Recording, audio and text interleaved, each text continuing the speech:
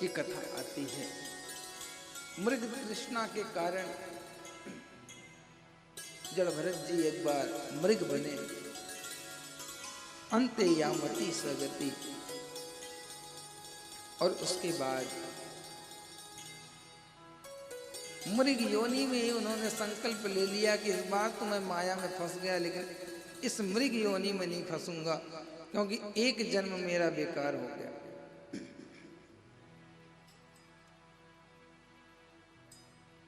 तब जाके तपस्या मृग योनि में की है। उसके बाद उन्हें एक ब्राह्मण कुल मिला, ब्राह्मण के कुल में। और महाराज बताएं तो ब्राह्मण कुल में लोग ऐसे ही नहीं आ सकते, बड़ी तपस्या करनी पड़ती है, कई जन्मों की तपस्या होती है, तब ब्राह्मण कुल मिलता है। और ब्राह्मण कुल में आने के बाद आपने पुनः गलती करना प्रारंभ कर दिया, पुनः नशा पान करना प्रारंभ कर दिया, बच्चा बच्च करना शुरू कर दिया, तो महाराज पुनः आपकी गति बेकार होने वाली है। इस कुल को यूं ही ना गवाओ महाराज।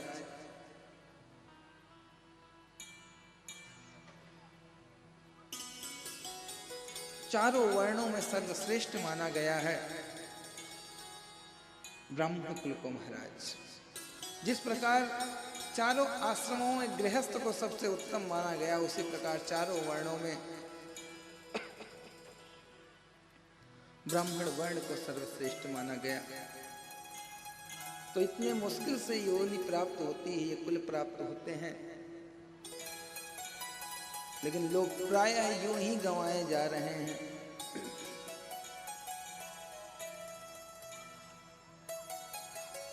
तो रहुगण ने तपस्या भरत जी ने किया मृग योनि में, और उसके बाद एक ब्राह्मण कुल में उनका जन्म होता है। और जन्म होने के बाद महाराज उन्होंने पहले ही सोच रखा था, इस बार मैं किसी के काम नहीं आऊंगा, इस बार मैं मूर्ख बना रहूंगा लोगों की नजरों में, ताकि मुझसे कोई काम ना ले सके। संकल्प मजबूत था पहले से ही, क्योंकि वास्तविकता यही है, जब तक लोग हमें जानते हैं कि ये हमारे काम के हैं, तब तक पीछा छोड़ने वाले नहीं। जब लोग समझ जाते हैं महाराज जी बेकाम है, तब आपका पीछा छोड़ देंगे। तो ऐसे ही जीवन में भी जब तक आप किसी के काम आते रहो, तब तक आपको लोग घेर के खड़े रहेंगे। और जिस दिन आप काम करना बंद कर दो किसी का, लोग तुरंत छोड़ देंगे, पलायन हो जाएंगे महाराज। ये बात भरत जी को खूब अच्छे से मालूम थी। उन्होंने सोचा भाई इस बार जन्म तो मेरा हो गया है, लेकिन मैं इस बार फंसने वाला नहीं। पिताजी ने महाराज, सबसे छोटे यही बेटे थे, पिताजी ने सोचा कि इसको पढ़ा के बढ़िया पंडित बनाऊंगा, विद्वान बनाऊंगा।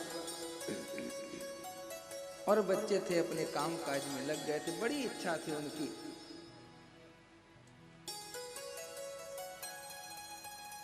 लेकिन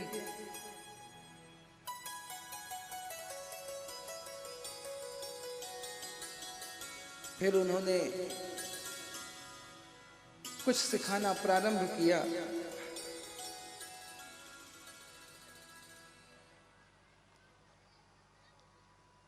और विद्युता बस गायत्री मंत्र का जाप करना सिखाना प्रारंभ किया कि गायत्री मंत्र का जाप हो जाए। उसके बाद बच्चा मूल पाठ इत्यादि सिखाऊंगा इसे।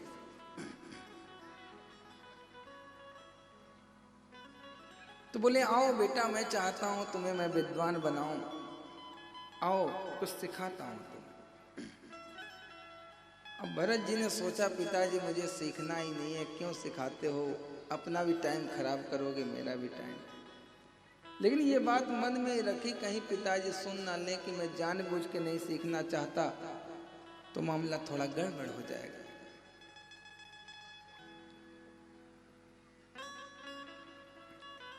भरत जी बैठ गए मन मार के, ठीक है मुझे सीखना तो है नहीं, आप कितना सिखाओ। अब क्या था महाराज, भरत जी को सिखाने लगे, ओम भूर्भुवस्सुः तत्सवितुर्वरेण्यं भर्गो देवस्य धीमहि धियो यो नः प्रचोदयात्। 100 बार यही बात रटाई, पीछे पीछे बोलते तो, और वो आंख बंद करके महाराज सिखा रहे हैं, अपने ध्यान में भी लगे हैं, सिखा भी रहे हैं। 100 बार के बाद महाराज जब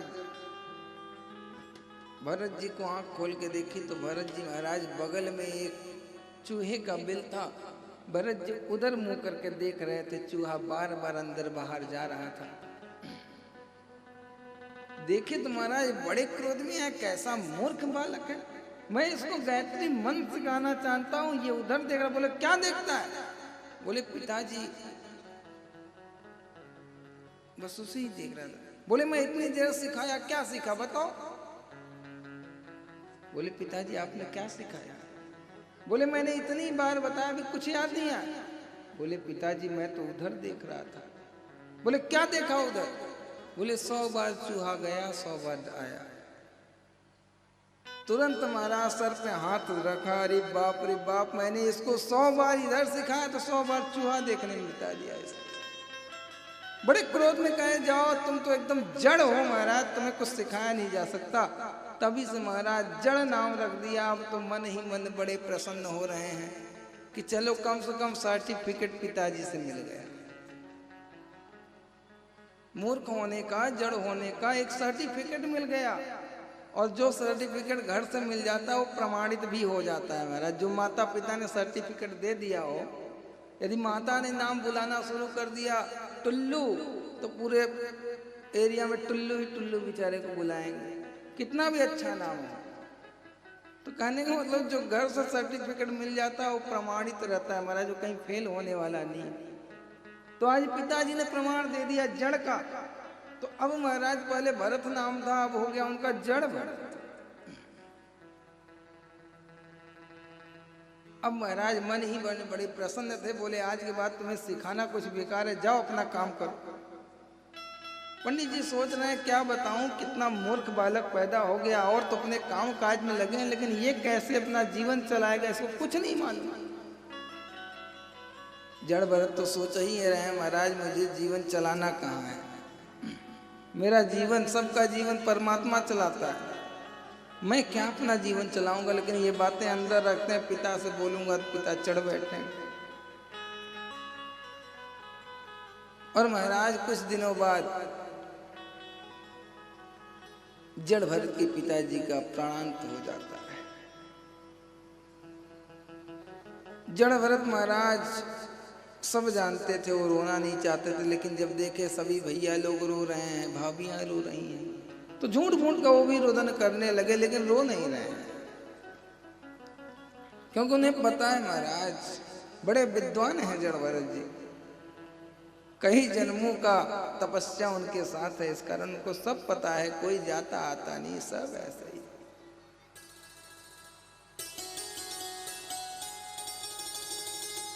उसके बाद महाराज अब कहा था पिता चले गए, पिता जब तक थे तब तक तो भोजन ठीक ठाक मिल जाता था।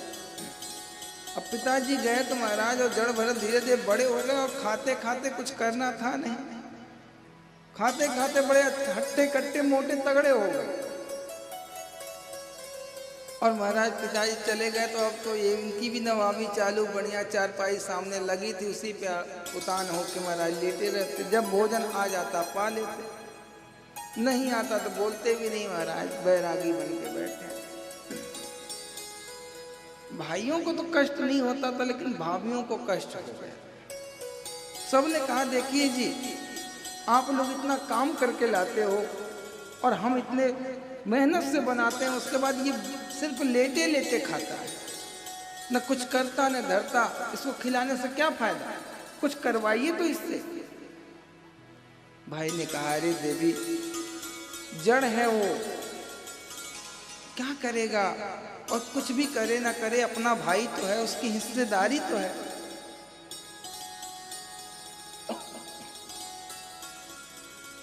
तो एक दिन तो शांत हो गई, लेकिन देवियां दूसरे दिन देखी फिर चौड़ा होके सो रहे हैं महाराज। दिन रात बस सोने की ही ड्यूटी थी, और सोने का तो नाटक था, वो तो अपने आप में ही भजन करते रहते हैं महाराज, बिना माला के भजन होता रहता है। मन के से उन्होंने जाप करना प्रारंभ किया, लेकिन लोग समझ नहीं पाए, और इसी कारण उन्होंने अपना रूप छिपाया हुआ था। स्नान ही ना करें, सिर्फ भस्म स्नान कर लें।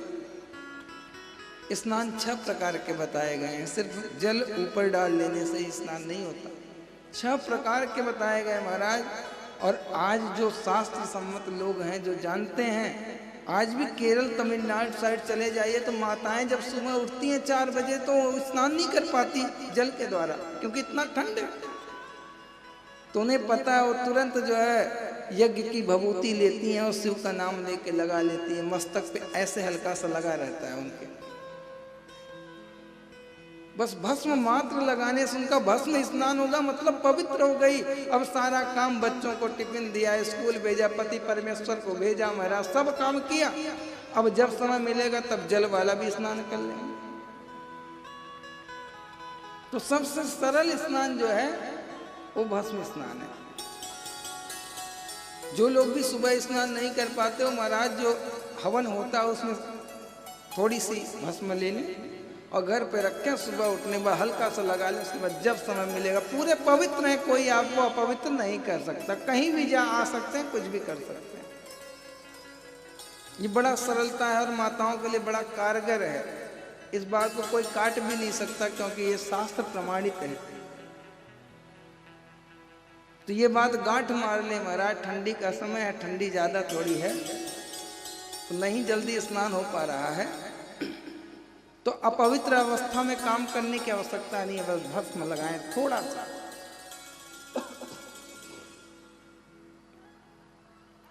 तो यही काम करते थे महाराज जड़ भरत जी। किसी को पता न चले, थोड़ा भस्म इधर थोड़ा इधर, वो चारों तरफ लगा लेते थे। और धीरे धीरे इतने मैले कुचैले हो गए कि लोग उनके पास जाना छोड़ दिए।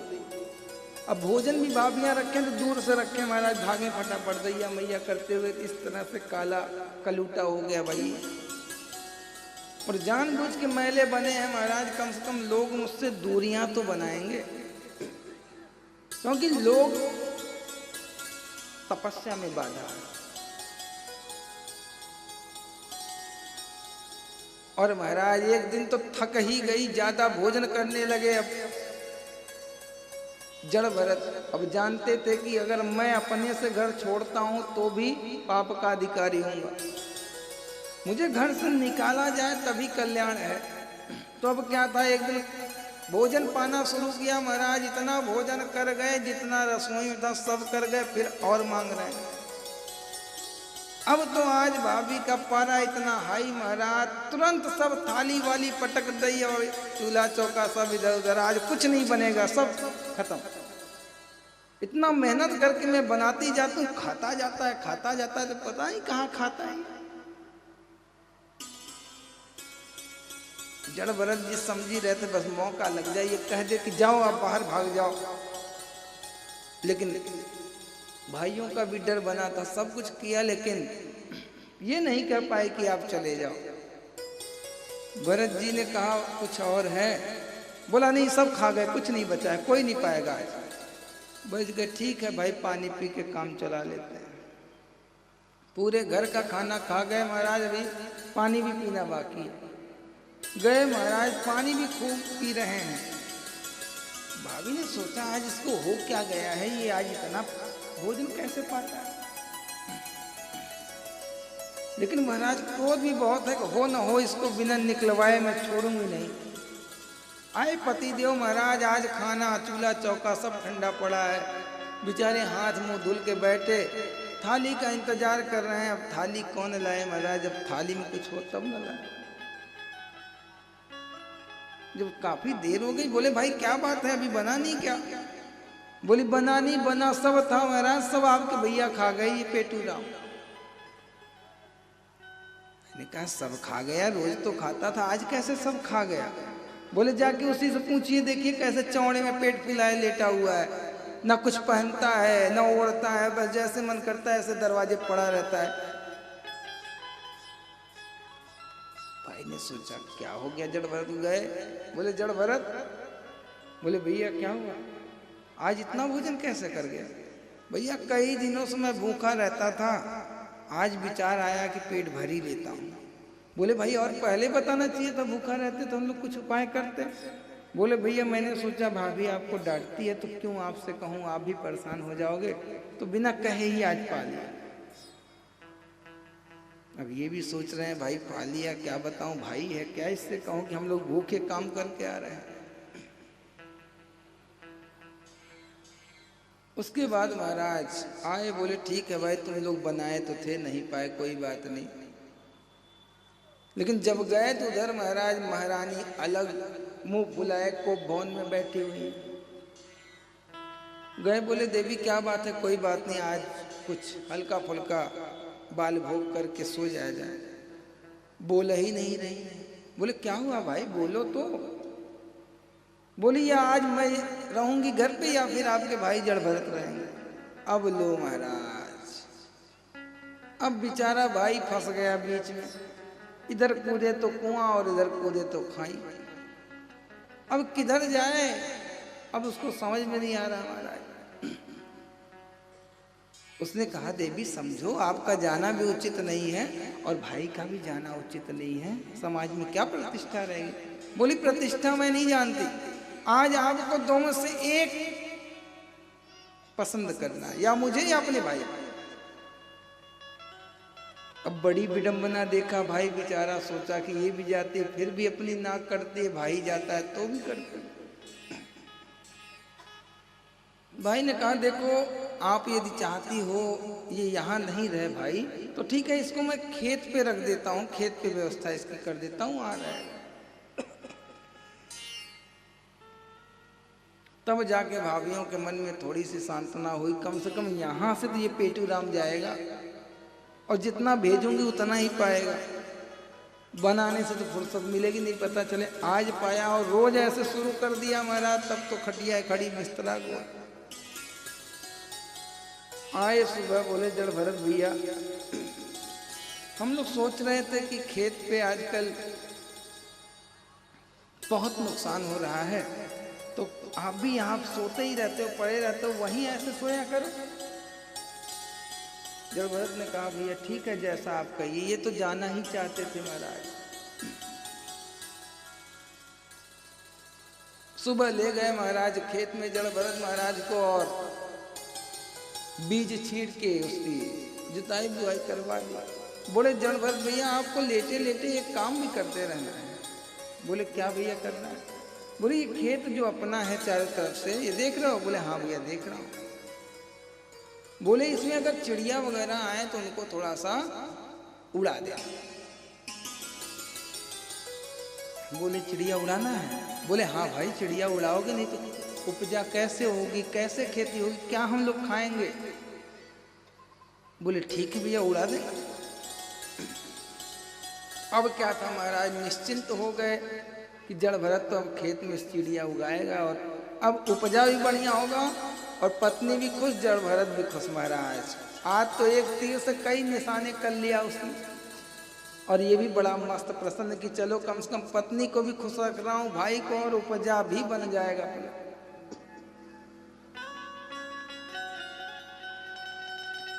अब महाराज जैसे ही भाई गए तुरंत महाराज जड़ भरत जी आराम करते हैं। अब दो चार चिड़िया पहले आके देखती हैं कि कहीं ऐसा तो नहीं इसने मार दिया, तो पहले चिड़ियों के जो सरदार होते हैं दो चार वो आके महाराज पहले बैठे।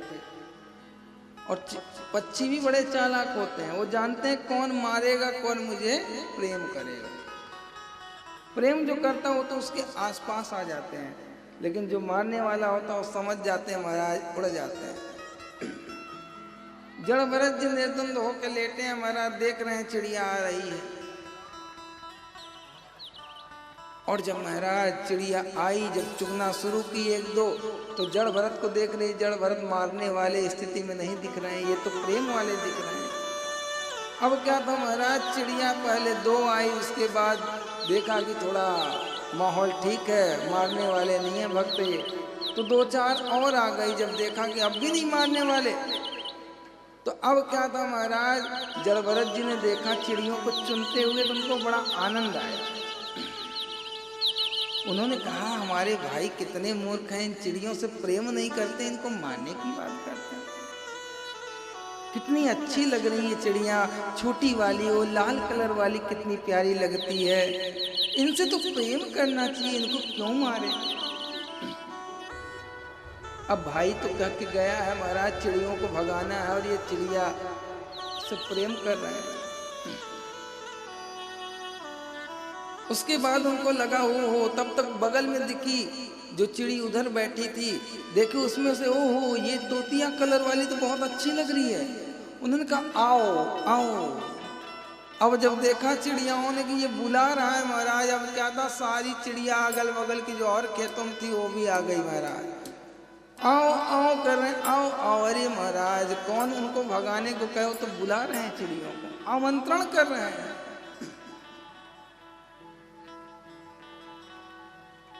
जब आ गई सब चिड़िया, और जब देखा कि भरत का प्रेम इतना है, तो कुछ चिड़िया महाराज इनके आसपास भी हाथों पे आके, पेट पे बैठ के इनके पास आनंद ले रही हैं, किसी चिड़िया को स्पर्श करते।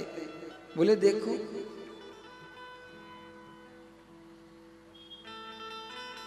हमारे भाई कितने स्वार्थी हैं, इन चिड़ियों को नहीं। चिड़ियों का पेट भरने का काम भी हमारा। और सही बताएं महाराज, तो जो शास्त्रों का मत है, समस्त 84 लाख योनियों का ठेका ठाकुर जी ने इस मानव को दिया है। समस्त जितने जीव हैं 84 लाख, उन सबको हमारा जिम्मेदारी है, उन सबका भरण पोषण हमें करना है।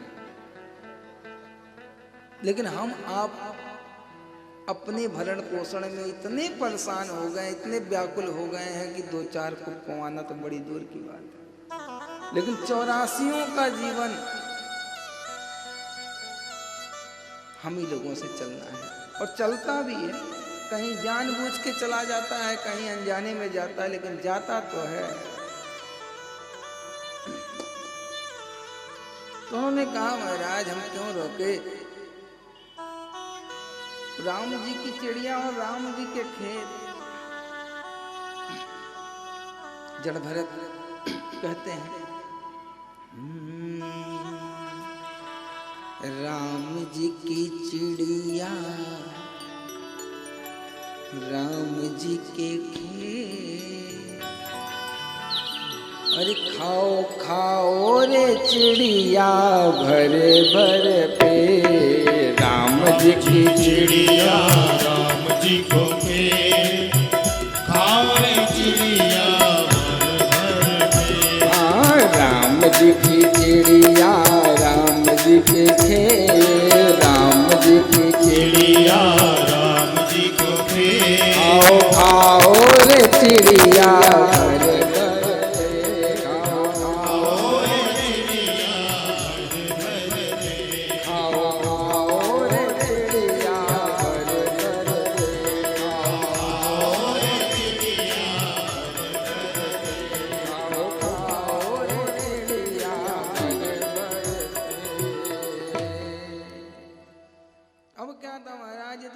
छुट्टा भंडारा चला दिए, आओ आओ राम जी की चिड़िया राम जी के खेत, और खाओ खाओ रे चिड़िया भर भर पे।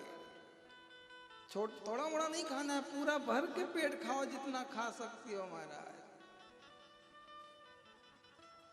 अब महाराज क्या था, भैया लोग उधर उसका लंच बॉक्स बाल भोग का व्यवस्था करके ला रहे थे, और जब देखा कि हमने तो इसको चिड़िया को उड़ाने के लिए बोला, और ये तो पूरी खेत में ही चिड़िया ही चिड़िया, और बुला रहा है राम जी की चिड़िया राम जी खेत। क्या हो गया, लगता है उल्टा सुन लिया क्या। आए महाराज तुरंत बड़ी जोर की झटकार लगाई, समस्त चिड़िया उड़ गई महाराज। जड़ भरत जी ने देखा, क्या हुआ भैया क्या हुआ। बोले अरे मूर्खानंद, मैंने कहा चिड़िया उड़ाने के लिए, तुम चिड़िया बुला रहे हो। बोले भैया मुझे लगा कि आपने कहा सब चिड़ियों को बुलाओ, और मैं यही जान के सब चिड़ियों को बुलाता हूँ। बोले अरे मूर्खानंद, तुम बिल्कुल जड़ हो, जो पिताजी ने कह गए वो गलत नहीं है, तुम वास्तव में जड़ हो। अब समझ गए ये तो महाराज रक्षक के योग्य नहीं है, ये अच्छा क्या करेगा। बोले जड़ भरत भाई, अब तुम्हारी जो इच्छा करे सो करो। अब हम थक गए भाई, हम कुछ नहीं कहेंगे, बस यही है उधर घर पे पत्नी से बचे रहेंगे, इतनी इज्जत बचाए रखना, घर नहीं चले आना। फिर याद आया कहीं मैं कह रहा हूं घर नहीं चले आना, कहीं ये चला ना आए उल्टा सुन के। बोले भाई आप जो मन करे सो करो। फिर कहा जब आना हो घर पे आ जाना, कोई दिक्कत नहीं है, तुम्हारा ही घर। समझ गया अगर कह दिया नहीं आना तो पता नहीं जड़ भरत महाराज चले आए। जड़ भरत जी मन ही मन मुस्कुरा रहे हैं।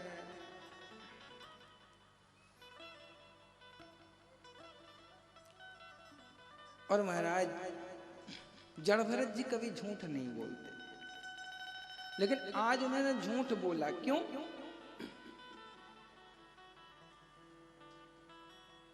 आज उन्होंने झूठ तो बोला भाई, भैया ने कहा कुछ और था, उन्होंने कह कुछ और दिया, झूठ तो बोला है। कहने का मतलब झूठ कभी उन्होंने किसी को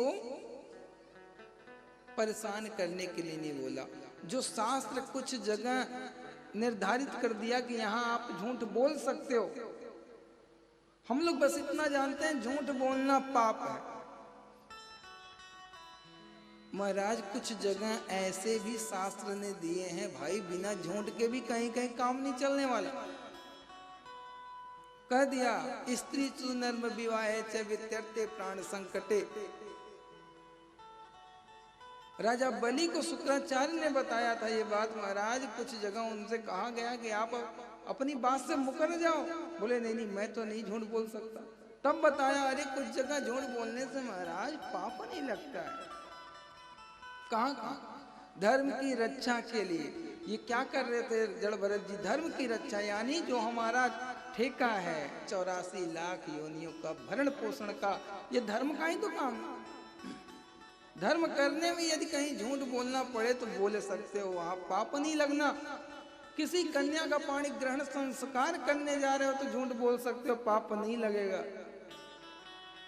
व्यापार में झूठ बोल सकते हो, पाप नहीं लगेगा। पत्नी से झूठ बोल सकते हो, पाप नहीं लगेगा। बाल्यावस्था में बालक से झूठ बोल सकते हो, पाप नहीं लगेगा। किसी की मृत्यु हो रही है, होने वाली है, आप झूठ बोल के अगर बचा लेते हो तो वहां भी पाप नहीं लगेगा। गौ हत्या हो रही है, अगर आप वहां पे रोक रहे हो, गौ क्या कोई किसी जीव की हत्या हो रही है, अगर आप अगर झूठ बोल देते हो तो पाप नहीं लगता। सीधा बस नहीं समझ लेना झूठ बोलने से पाप लगता है। महाराज ऐसा नहीं, शास्त्रों ने सबका निदान किया है, सब समस्याओं का समाधान शास्त्रों में है, लेकिन हमें सही से पढ़ना जानना सुनना पड़ेगा। इस कारण आज भरत जी ने झूठ बोला है धर्म को बचाने के लिए।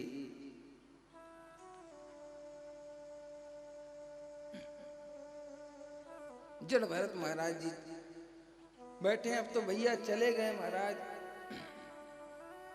और उधर एक डाकुओं का सरदार था महाराज, और उसने प्रतिज्ञा की थी कि मैं एक नर बलि चढ़ाऊंगा, मेरे पुत्र हो जाएगा। और महाराज आदेश दे दिया डाकुओं को, वो जाओ देखो जहां जो मिल जाए महाराज उसको पकड़ के ले आओ, और आज माता की नर बलि चढ़ेगी।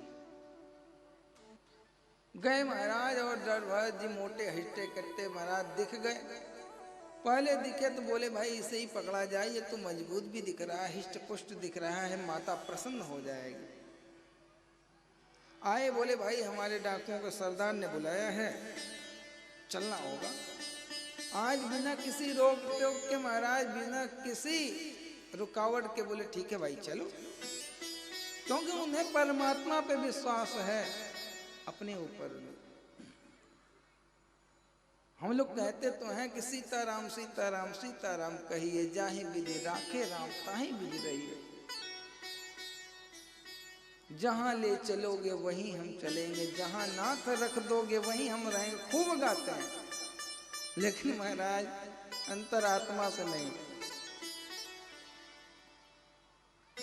ये तो बस ऊपर ही लीपा पोती चलती है, कर लेते हैं। लेकिन जड़ भरत जी वास्तव में ये बात जानते हैं, जहां ले चलोगे वहीं मैं चलूंगा, और जहां नाथ रख लोगे वहीं मैं रहूंगा। और लक्षण तो आप देखिए, बिना किसी रुकावट के परमात्मा पे पूर्ण विश्वास करते हुए आज चल देते हैं। आज डाकुओं का नाम सुनते ही हम आप थर्रा जाएंगे महाराज, अरे डाकू ला रहा है। गए महाराज, डाकुओं को सरदार ने देखा तो बड़ा प्रसन्न हुआ। वाह मंत्रियों, आपने तो बहुत हिष्ट पुष्ट नरबली की व्यवस्था की। गए नहला धुला के महाराज स्नान ध्यान कराया। जड़ भरत कहे वाह, आज तो प्रभु बड़े प्रसन्न हुए हो, आज तो भस्म स्नान की जरूरत नहीं है, आज तो सब दिन का मैल आज ये लोग साफ कर देंगे। खूब महाराज स्नान चमचमा के करवाया। जड़ भरत जी सोच रहे हैं ठीक है भाई, करो सेवा, हमें क्या करना। उसके बाद महाराज चमकते धमकते वस्त्र पहनाए। अब तो जड़ भरत मन ही मन और प्रसन्न हो रहे हैं। कभी कपड़े तो हमने पहने नहीं है, और पहन भी रहा हूं तो बहुत अच्छे क्वालिटी के महाराज, और बड़े प्रेम से लोग लगे हैं पहनाने में। परमात्मा कहते हैं बाप परमात्मा देता है तो छप्पड़ फाड़ के देता है। उसके बाद थोड़ी देर बाद महाराज बढ़िया चमचमाती 56 प्रकार के व्यंजन आ गए। अब तो महाराज और प्रसन्न हुए, बारे परमात्मा अच्छा खासा मेरा व्यवस्था किया, सच में तू बड़ा कृपालु है, दयालु है। उन्हें क्या पता महाराज आगे क्या होने वाला है। वो तो अपने जुगाड़ में बैठे, ठीक है आज तो चकाचक पेट भरेगा, और व्यंजन बड़े मुश्किल से मिलता है। अब तो बड़े चाव से पा रहे हैं, बार बार पूछा जा रहा है बिल्कुल दामाद की तरह, और बताइए क्या चाहिए, कोई कष्ट ना होने पाए क्योंकि नरबली देनी है। और नवल नीच की अति दुखदाई महाराज, यदि नीच व्यक्ति आपसे झुके तो आप समझ लो आपको कष्ट देने वाला है। अब डाकुओं का सरदार जब के आपके आगे झुक रहा है तो आपको कष्ट नहीं देगा तो सुख की इच्छा करना ही वहां ठीक नहीं। झुक रहा है और कुछ चाहिए क्या। जड़ भरत जी सोच रहे हैं इतने प्रेम से तो मेरी भाभीियों ने कभी नहीं परोसा भाई, चलो ये परोस रहा है, बड़े आनंद की बात है। सच कहता हूं परमात्मा बड़ा दयालु है। मन ही मन सोच रहे हैं। उसके बाद महाराज फिर लाया गया, चलिए राजा जी बुला रहे। गए महाराज, बैठा दिया गया। अब इनकी पूजा आरती होने लगी। जड़ भरत जी सोच रहे हैं क्या मैंने पुण्य ऐसा किया भाई मेरी पूजा हो रही है। फिर सोच रहे मैंने इस जन्म में तो कोई ऐसा कर्म नहीं किया जिसके कारण मुझे पूजा जाए। फिर सोचते ओ हो लगता है पूर्व जन्म की कुछ कमाई है, भरपाई करवा रहा ठाकुर, कोई बात नहीं। आनंद से और गदगद हो रहे हैं। और उसके बाद कहा महाराज सर को नीचे करो, तो सोचे सर को नीचे करें। फिर सोचा ठीक है भाई इतना सम्मान दिया है तो सर नीचे करने में क्या जाता है। झुका लिया सर को महाराज। और भद्रकाली के सामने तुरंत आए डाकुओं का सरदार महाराज तलवार निकालता है। और जैसे ही महाराज प्रहार करना चाहा वैसे ही अट्टहास करती हुई भद्रकाली प्रकट होती है। बोलो भद्रकाली की हो। तुरंत महाराज उन्होंने तलवार निकाली और समस्त डाकुओं को विध्वंस कर दिया। आज महाराज भद्रकाली ने सबको समाप्त कर दिया। ऐसी दिव्य भद्रकाली ने आज जड़ भरत की रक्षा की है। जड़ भरत महाराज अब भी सर को झुकाए खड़े हैं। महाराज क्या हो गया, ये भी नहीं ऊपर नहीं देख रहे। भद्रकाली ने कहा बेटा भरत। तब उन्होंने सोचा माता की आवाज कहां से आ रही। देखा माता को, प्रणाम किए मैया तू कहां से। बोली बेटा तुम कितने सरल सीधे हो, तुम्हें लोग मारने के लिए यहाँ ले आए और तुम फिर भी सर झुकाए खड़े हो। बोले मैया जिस पुत्र का तेरी जैसी माता हो उस पुत्र को चिंता करने की क्या जरूरत। बता, अगर मैं चिंता करता तो मैं अपने आप को बचा नहीं पाता। मैंने अपनी चिंता नहीं की तब ना तू बचाई मुझे। मैया हंसने लगी, बोली वाह जड़ भरत। माता ने तुरंत आशीर्वाद दिया और अंतर ध्यान हो गई महाराज। तो इस प्रकार से जो अपनी रक्षा स्वयं नहीं करता, अपनी सुख की चिंता नहीं करता, उसके सुख की चिंता परमात्मा करते हैं महाराज। दीन दयालु सरकार करते हैं। आज महाराज जड़ भरत बड़े प्रसन्न होते हैं माता के दर्शन पाके, और महाराज आते हैं, फिर बैठ जाते हैं एक जगह। कुछ दिन बीतते हैं, फिर बेचारे मैले कुचैले हो जाते हैं। और एक दिन राजा रहुगण कपिल मुनि का प्रवचन सुनने जाया करता था। नित्य प्रतिदिन की उसकी आदत थी कपिल भगवान के प्रवचन सुनने की। एक दिन महाराज पालकी का एक कहार नहीं आया। राजा ने आदेश किया, जाओ जो दिख जाए उसे ले आओ। फिर बेचारे फंस गए। भरत जी महाराज ले आया। महाराज आज बिना विरोध के जड़ भरत जी लग जाते हैं पालकी में, और पालकी को उठाने लगते हैं महाराज, चलने लगते हैं। लेकिन जो कभी पालकी नहीं चलाया है वो पालकी कैसे चला पाएगा ठीक ठाक। ये महाराज चले और सबसे लंबे हट्टे कट्टे रहे, और तीनों तरफ पालकियां झुकी रहे, इनकी तरफ थोड़ी ऊंची रहे। राजा को बैठने में दिक्कत हो, लेकिन सोचा कोई बात नहीं, नया कहार है, लंबा चौड़ा है, मोटा तगड़ा है, थोड़ा ऊंचा है। किसी तरीके से राजा बैठा था। अब क्या था महाराज, जड़ भरत नीचे देख के चलते थे, कोई जीव की हत्या तो नहीं हो रही। और जैसे ही देखा एक चींटियों की लाइन जा रही है महाराज, और आगे भी 2-3 चींटा महाराज। आज एकाएक महाराज ऐसी जंप मारी है, चींटों को क्रॉस किया, और आज जो है खट से राजा के सिर में लगा महाराज। तुरंत उसका बोला, क्या बात है भाई, उछल कूद क्यों हो रही है? बोले महाराज वो नया वाला जो कहार है वही थोड़ा उछल कूद कर रहा है। बोले ठीक है कोई नहीं, लेकिन उसको समझाओ भाई। बोले भाई कम से कम उछलो कूदो नहीं, आराम से चलाओ, नहीं राजा है, तुम्हारे चक्कर में हम तीनों मारे जाएंगे। ये कैसे बताएं कि मैं किस कारण से उछाल ले रहा हूं महाराज। बोले ठीक है भाई। फिर महाराज थोड़ी दूर गए तो फिर एक झुंड मिल गया उनको। अब क्या था महाराज, इस बार फिर उन्होंने उछाल लगाई महाराज, और इस बार राजा को बड़ी तेज से चोट आई। तुरंत महाराज बड़े क्रोध में बोला, अभी तुरंत पालकी रखो। पालकी रख दी, सब थर थर कांपने लगे, हाथ जोड़ के खड़े हो गए। जड़ भरत जी खड़े हैं महाराज, बिना हाथ जोड़ते हैं ना कुछ। तुरंत कहा, अरे किसने पालकी को उछाल लगाई? बोले महाराज यही नया वाला कहार है। देखा महाराज कितना हट्टा कट्टा हो गया, और इसको कष्ट हो रही पालकी चलाने में, और ये सोच रहा है कि उछल कूद मचाऊंगा तो छूट जाऊंगा। तुरंत कहा, देख अगर तू ज्यादा इधर उधर किया तो मैं अभी बंदी बनवा के तुझे पीटूंगा, और तेरी जो ये मोटाई लंबाई चौड़ाई है सब सही करवा दूंगा। जड़ भरत सोच रहे हैं ये जाता तो है कपिल भगवान का प्रवचन सुनने, लेकिन अभी है पूरा ये मूर्ख, क्या सुनने जाता है।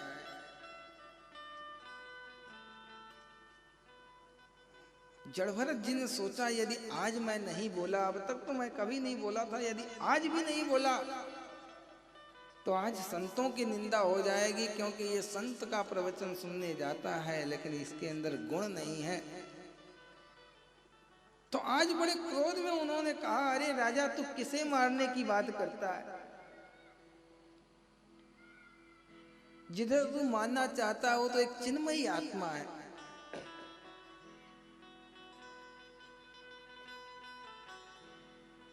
तुझे पता है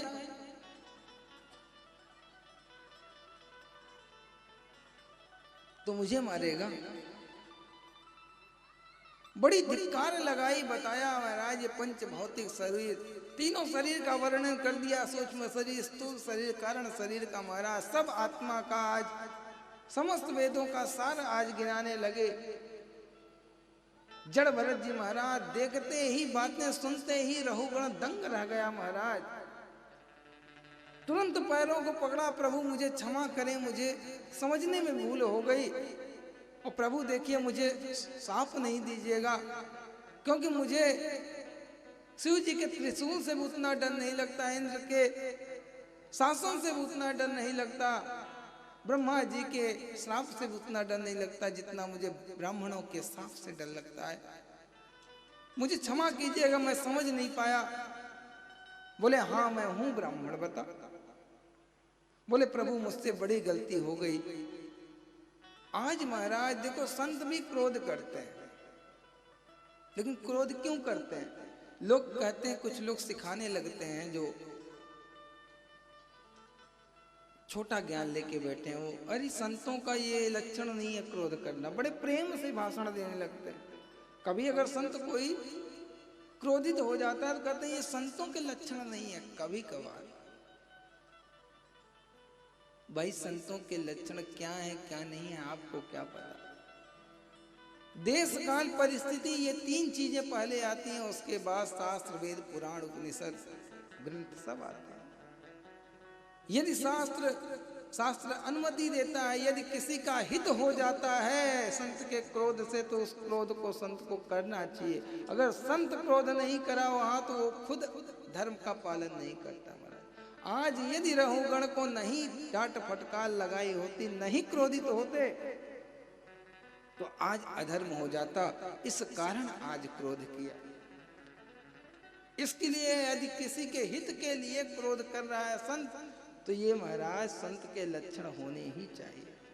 हाँ, किसी का पैसा ऐंठने के लिए क्रोध कर रहा है, किसी को मूर्ख बना रहा है, तो महाराज वो संतों के लक्षण नहीं। संत तो महाराज परमार्थी होता है, वो तो सिर्फ धर्म के लिए ही जन्म लिया है और धर्म के लिए उसे मरण करना है। लेकिन आजकल महाराज लोभी गुरु लालची चेला होय नरक में ठेलम ठेला। आज गुरु भी लोभी हो गया है, चेला भी लालची हो गया, प्राय यही देखा जा रहा है। और महाराज स्वर्ग की बात छोड़ो, नरक में भी जगह नहीं मिल रही है, ठेलम ठेला मची है। तो आज डांट फटकार लगाई, और डांट फटकार लगाने के कारण राजा राहुगण सुधर गया। और सुधरने के बाद महाराज क्षमा याचना मांगी। आगे महाराज भूगोल खगोल का वर्णन बताया।